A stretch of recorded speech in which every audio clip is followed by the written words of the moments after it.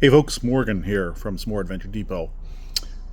Trying something a little different today. I've been asked some questions over the past, and I thought today would be a good chance to answer some.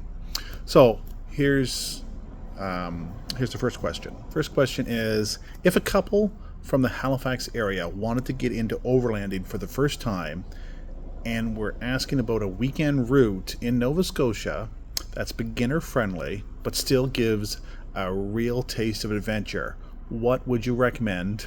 And then, of course, they ask, what gear from S'more Adventure Depot would I tell them to get started with? Well, the first part of that question I'll answer second, and the second part first. What gear? It kind of depends on what they're starting with regards to a vehicle. But to get out and to go explore, you don't need crazy setups. You don't need to spend thousands upon thousands of dollars. You need a vehicle. You got to be able to get out. You need a way to sleep, even if it's some blankets in the backseat of your car. And you need a way to make some food. That's the three things you need. Other than that, everything else just adds to comfort and capability. So I'm going to have a hypothetical question that they're driving a compact pickup truck. Fairly common, say a Chevy Colorado or a Toyota Tacoma, and it's a stock, no upgrades whatsoever to it. So first thing I'm going to say, you're going to need somewhere to sleep, so a tent. You can do a upgraded rooftop tent, something like that, or you can do just a basic ground tent, but you're going to need a tent.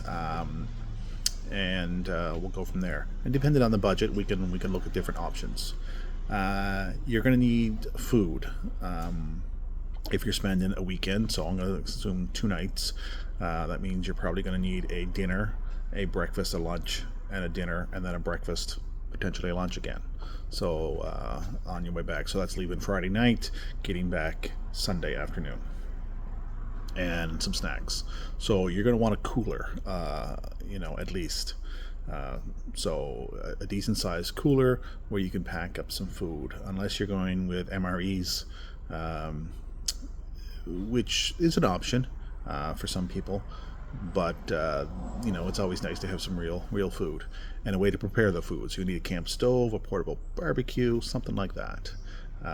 You can't rely on having campfires to cook things over, which used to be something we could do in the past, but with so many dry conditions we've been having lately, there's been fire bans quite often. So having an open fire is something you cannot count on having. So some way to cook it with a fuel source, a CSA approved cooking device.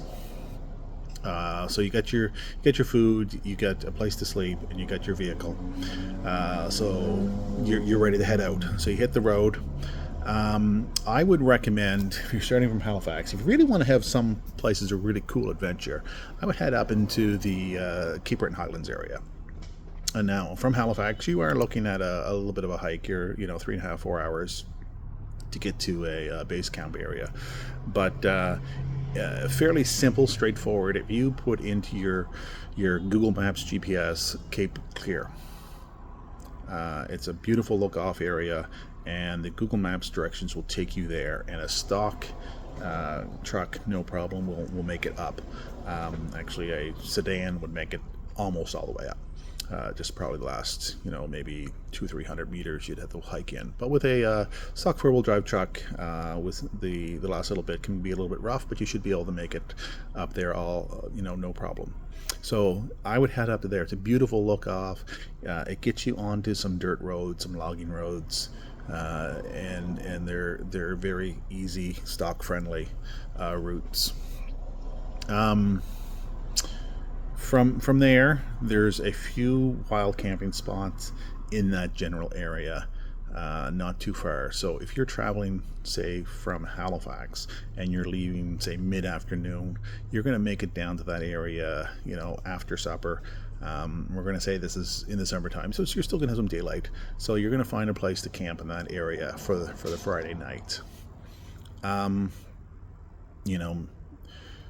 camping there for the Friday night, check out the look-offs, and there's some beautiful little trails. Up in that area, there's amazing trails throughout the area. They were all logging trails, logging roads, as well as when they built the power generation plants up there.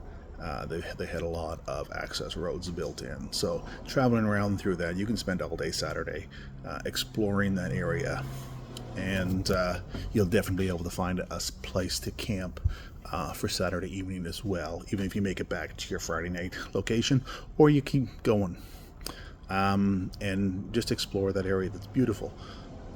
So Friday night, camp up in that area again, and then following those trails throughout the system, you can either come down on the west coast of the island and then come along the shore back towards the mainland on Sunday, or you can come down the east coast and you'll end up in the by the Bedore Lakes area and travel back along there. You're going to get a great taste of adventure, getting up to some beautiful views, some great scenery, and have a really, really good time in that area. So that's a pretty big adventure for a first time out and just getting in, but definitely something that is doable. If you're ever looking for some advice and some camp spots, feel free to stop in here at S'more Adventure Depot, and I'd be happy to share some of my favorite locations in that area.